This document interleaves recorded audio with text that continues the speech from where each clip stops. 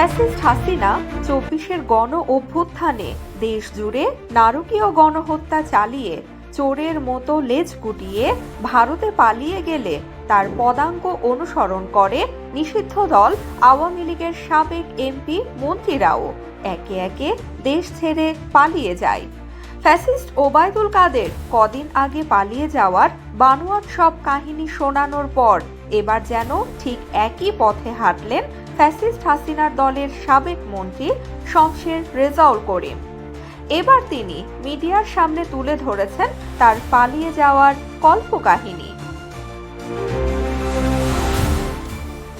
সম্প্রতি প্রবাসী সাংবাদিক বজলুল বারীকে দেওয়া এক সাক্ষাৎকারে ফ্যাসিস্ট হাসিনার এই সহচর তুলে ধরেন ৫ আগস্টের পর তার পালিয়ে যাওয়ার চিত্র। তার দেওয়া তথ্য মতে হাসিনা পালানোর দিন তিনি ন্যাম ভবনে নিজ ভাষায় পরিবার সহ অবস্থান করছিলেন। আগের রাতেও দলের শীর্ষ নেতাদের সঙ্গে তার যোগাযোগ হচ্ছিল। ৫ আগস্ট সকালে জানা যায় ভবনের সামনে বিক্ষুব্ধ জনতা জড়ো হয়েছে। এদিন পরিস্থিতি এমন রূপ নেয় যে তিনি বুঝতে পারেন ওই ভবনে তিনি একাই আছেন। স্ত্রী ও মেয়ে বারবার সতর্ক করলেও তিনি তখনও বিষয়টিকে গুরুত্ব দেননি। এ বিষয়ে তিনি বলেন, আমি ভাবতাম প্রধানমন্ত্রী আছেন, নিশ্চয়ই তিনি পরিস্থিতি সামাল দেবেন, কিন্তু পরে বুঝলাম ভবনটি প্রায় ফাঁকা। আমার স্ত্রী বলছিলেন আশেপাশে আর কেউ নেই। আমি তখনও বিষয়টি বিশ্বাস করিনি। রেজাউল করিমের দেওয়া তথ্য মতে হঠাৎ এক অচেনা ছেলেকে দেখা যায় ছদ্মবেশে ভবনে ঢুকতে। পরে জানা যায় সেই ব্যক্তি কোনো এক সময় রেজাউলের সহায়তা পেয়েছিল।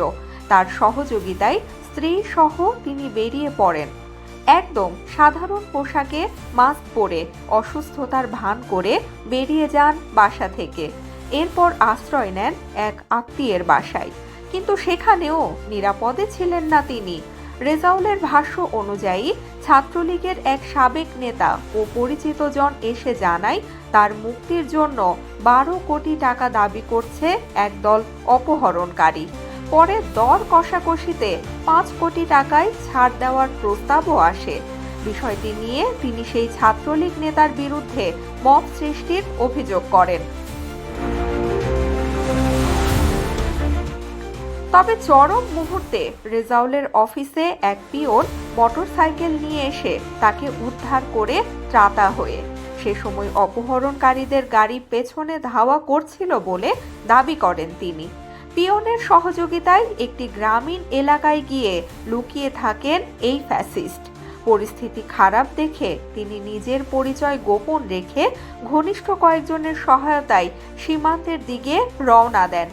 একজন সাবেক এমপি ও তার ভাইয়ের সহায়তায় সীমান্ত এলাকায় পৌঁছান।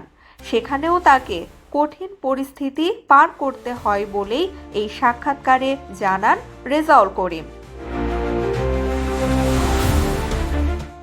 তার ভাষায়, ওই জায়গায় পৌঁছানোর পর যাদের মাধ্যমে সীমান্ত পার হতে হয় তারা আগে টাকা ছাড়া কিছু করত না, কিন্তু আমার কাছে তখন কিছুই ছিল না। তাদের দয়াতেই হয়তো আমাকে এক গাছ বাগানের ভেতর নিয়ে যাওয়া হয়। সেখানে একটি কাদাময় পুকুরে প্রায় ৩ ঘন্টা লুকিয়েছিলাম। তার কাটার আঘাতে শরীর ছিঁড়ে গিয়েছিল। এরপর নাকি ৪ ঘন্টার প্রচেষ্টায় তিনি সীমান্ত পার হন এবং ওপারে যোগাযোগ করে একজনের সহায়তায় একটি বাড়িতে আশ্রয় নেন। আর বাড়িটির মালিক ছিলেন বাংলাদেশের এক সাবেক সরকারি কর্মকর্তা, এমনটি জানান সাবেক এই মন্ত্রী। পরে সেখান থেকে দলের কয়েকজন নেতার সহায়তায় তিনি কলকাতার আত্মীয় স্বজনের সঙ্গে যোগাযোগ শুরু করেন। আর কলকাতায় অবস্থানকালীন তিনি ভারত সরকারের অনুমতি নিয়ে পাসপোর্টে অ্যারাইভাল সিল ও এক্সিট পারমিশন সংগ্রহ করে আরেকটি দেশে পাড়ি জমান, যদিও সেই দেশের নাম প্রকাশ করেননি। রেজাউল করিম বলেন, পুরো অভিজ্ঞতা যেন স্বপ্নের মতো মনে হয়েছে, মৃত্যু থেকে ফিরে এসেছি। প্রতিটি ধাপে আল্লাহর কুদরতের সহায়তা ছাড়া এটা সম্ভব হতো না। ফ্যাসিস্ট রেজাউল করিম তার পালিয়ে যাওয়ার কল্পকাহিনী মানুষের কাছে শোনালেও সাধারণ মানুষ তার এইসব বিশ্বাস করছেন না। কয়েকদিন আগে ওবায়দুল কাদের শুনিয়েছিলেন বাথরুমে লুকিয়ে থাকার গল্প, যা নিয়ে রীতিমতো সামাজিক মাধ্যমে ট্রলের বন্যায় ছেয়ে যায়। এর ওপর এবার কচুরিপানা নিয়ে কাদা মাখা পানিতে 4 ঘন্টা লুকিয়ে থাকার গল্প শোনালেন রেজাউল, যা ইতিমধ্যে সামাজিক মাধ্যমে ব্যাপক হাস্যরসের জন্ম দিয়েছে।